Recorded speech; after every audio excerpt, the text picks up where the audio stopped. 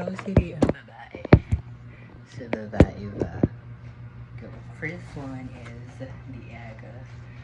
The egg red. Next. Kumain ako. And then this one, tofu and banana. Ang mahal ng papaya. Bibili sana ako ng papaya. So, oil kasi ginagamit ko yung oil nung kasama ko.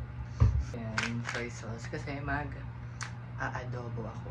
Adobo ba? Basta yung tofu na may na may kangkong vegetables that I bought. So I have a reference on how much is my expenses per month. So another one is rice.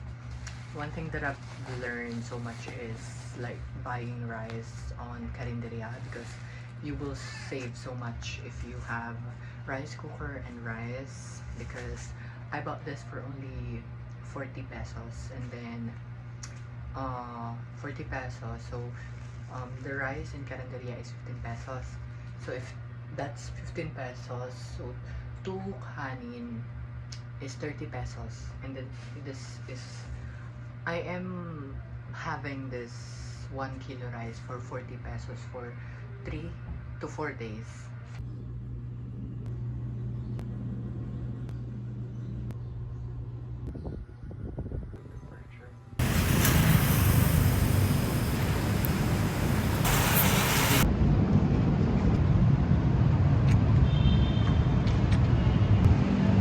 Hi guys, I'm on my way to work.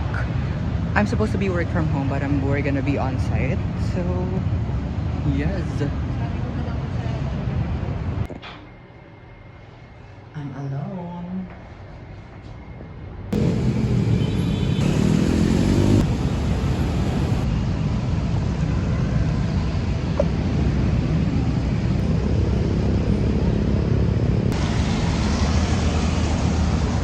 Hi guys, I'm gonna be going to work because they requested that we'll go on site for 2 days. So this is my second day, and tomorrow I'm gonna be working at home and I'm enjoying this.